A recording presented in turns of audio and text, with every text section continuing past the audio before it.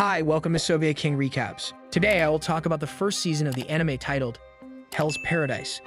The anime begins with an executioner trying to terminate a man who has been sentenced to death. However, the man named Gabimaru can't die and the blade breaks on his neck. An inspector named Sagiri has a talk with him and tries to extract some information out of him. The next morning, they try to kill Gabimaru by fire, but that does not work either. Despite, they give it one more try the next morning and they try to kill him by splitting him in half, but that does not work either. That night, Gabimaru is taken to see Sagiri, and it is revealed that she is not an inspector, but rather a skilled executioner. When she attacks, Gabimaru realizes that she is going to kill him for real, and he defends himself.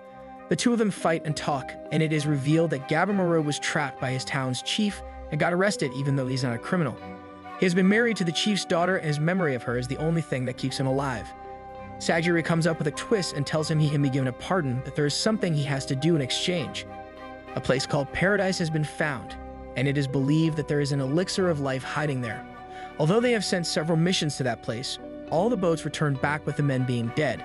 Thus, the shogun has ordered that expendable criminals should be sent on the next missions. If they succeed and bring the elixir of life back, they will be granted their freedom and nobody will be able to touch them. Since he would love to go back to his wife, Gabimaru agrees to do it. Soon, Gabimaru finds himself among some other ferocious criminals and the shogun's men outline the rules for them. They also present them with the only man that has returned alive from all those expeditions to Paradise. There are a bunch of flowers that have grown on this man and he is in no condition to communicate with anyone. The shogun has another surprise for them and says they need to eliminate each other because there is no room for everyone in the boats. The criminals start killing each other and Gabimaru is forced to join the fight. Even though he's not a fan of killing, he has to defend himself and kills several criminals. Eventually, there are a select few remaining and they will be the ones to go on the next expedition. In addition, each one of the criminals will be accompanied by an executioner, just in case they have any funny ideas. Upon stepping foot on the island, Gabimaru is attacked by one of the other criminals. The executioners can't be involved and they just watch them. After Gabimaru easily kills the man, his accompanying executioner leaves by saying that Gabimaru's tribe is coming for the elixir of life and things will change real quick. Gabimaru believes he is wasting precious time and attacks Sagiri. Although she defends herself, she is eventually pinned down. Gabimaru is about to finish her, but right then, he remembers how his wife would react if she watched him killing Sagiri. He realizes that emotions will not make him weak, but rather give him more strength. Right then, he is attacked by a creature that looks like a hybrid of a fish. The creature is giving him a hard time, and Gabimaru remembers one of the basic rules of combat, which is to not fight an unknown enemy. While he considers running as an option, more weird creatures storm in and attack them. Gabimaru reminds himself that he needs to stop thinking and start slaying the beasts. At some point, Sagiri is caught by one of them and Gabimaru runs to her aid. Then the fish monster attacks him again and temporarily traps him, but he is saved by another female criminal who is accompanied by two executioners. She is a master at the art of seduction and she has taken them on her side.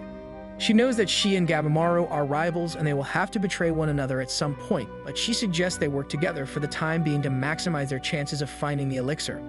One of the executioners starts dissecting some of the dead creatures and he realizes that they do not have any internal organs. He comments that they look like disfigured gods and the group wonders if this place is paradise or hell. Later that day, Sagiri is approached by one of the samurai executioners and he tells her that she needs to leave the island because he can take over Gabimaru now that his own criminal is dead. He strongly believes that Sagiri needs to do her duty as a woman, return to her village and bear children. That night, Sagiri has a talk with Gabimaru and he lightens her up. He tells her she is very strong, probably one of the strongest women he has ever seen. The next morning, Sagiri tells that samurai that she needs to be allowed to live her life in her own terms and explains that she is sick of being looked down for being a female samurai. The executioner gets mad at her for not listening to him and attacks her, but Sagiri steals his sword in the blink of an eye. While the executioner is confused, a giant criminal that has killed his guard attacks them from behind. The samurai is severely injured, but Gabimaru joins the fight to protect Sagiri once more.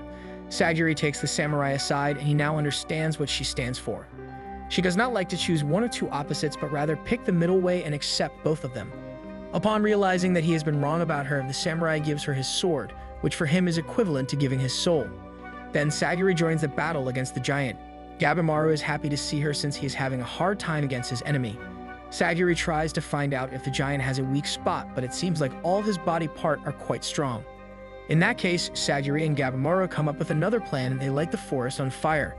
The trick is to make the giant weak by inhaling the carbon dioxide in the smoke and make him kneel so Sagiri can have a clean shot on his head. Indeed, their plan seems to be working and the giant can't take it anymore. He kneels and Sagiri approaches him. The giant tries to attack her, but Gabamaro pins his hand down and tells Sagiri to hurry up because he can't win against this giant in a feat of strength. Eventually, Sagiri is able to remain calm and detach the giant's head from his shoulders. Soon, the group is on the way again, and this time they encounter a wooden creature and a little girl. The creature is not that strong, and Gabamaro goes as far as to capture the girl as well. Sagiri orders him to let the girl down because she does not pose a threat. But when they hold the girl in their arms, the wooden creature addresses them. He wants them to return the girl to him, and in exchange, he will tell them everything he knows about the elixir. After taking them to his place, he narrates that the elixir is indeed real, and it is what keeps this island alive. However, there is a little trick to it. Nobody leaves this island alive. When human visitors are killed, they get reborn as flowers, and they are used to feed the island with energy. Furthermore, there are some beautiful creatures on this island that are called Tensen, and they can't be killed. He warns the humans that no matter how hard they try, these Tensen creatures are immortal, and they will eventually find a way to kill them all. In the meantime, one of the other samurais named Tenza and the prisoner he is supposed to be guarding have stumbled upon one of those creatures. The samurai and Nurugai have grown really fond of each other, and they do their best to protect one another. Tenza has cut the creature multiple times, but it keeps regenerating.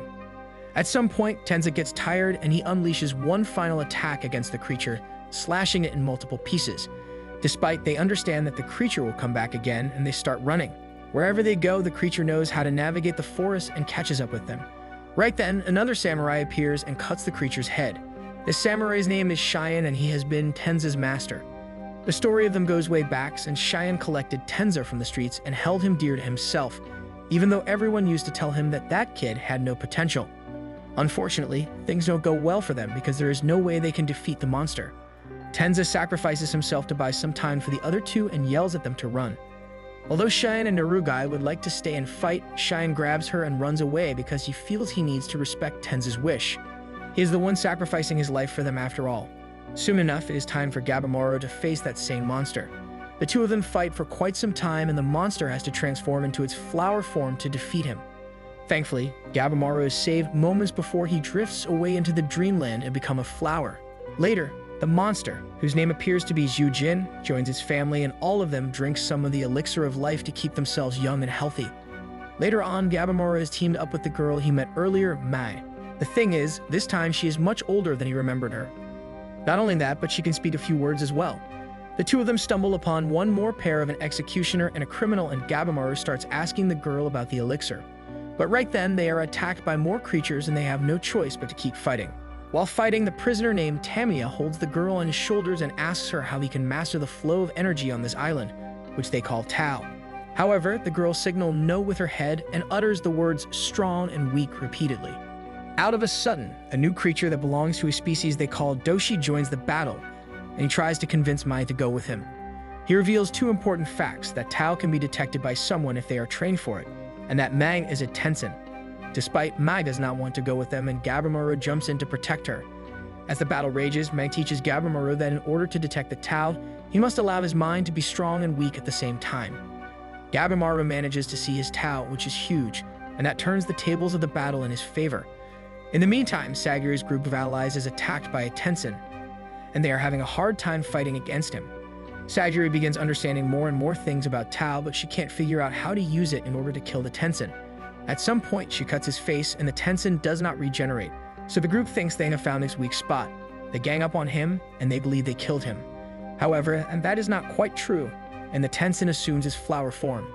After killing the remaining male samurai, it attacks the Sagiri and Yuzuriha, but in the last minute, Cheyenne jumps in and defends them. Additionally, Nurugai starts hugging the girls in order to energize their Tao. The fight is fierce, but the good guys realize that a flower's weakest point is the ovule, so they have to give it a try. Taking matters in his own hands, Cheyenne jumps on the Tensen and attacks his ovule. As it seems, their theory was correct and the Tensen is killed. In the aftermath of the battle, Sagiri remembers all the good friends she has lost on this expedition and gives everybody her word that nobody else will die. Finally, she has not forgotten about Gabamaro and tells Shin she is certain they will be meeting him again. And that concludes our recap of the first season of the anime. If you have not already then, make sure to hit that like button and subscribe to our channel to stay updated on all the latest anime recaps and reviews. Don't forget to ring the notification bell so you never miss a moment of anime greatness. Until the next video, stay tuned and keep exploring the extraordinary realm of anime with us.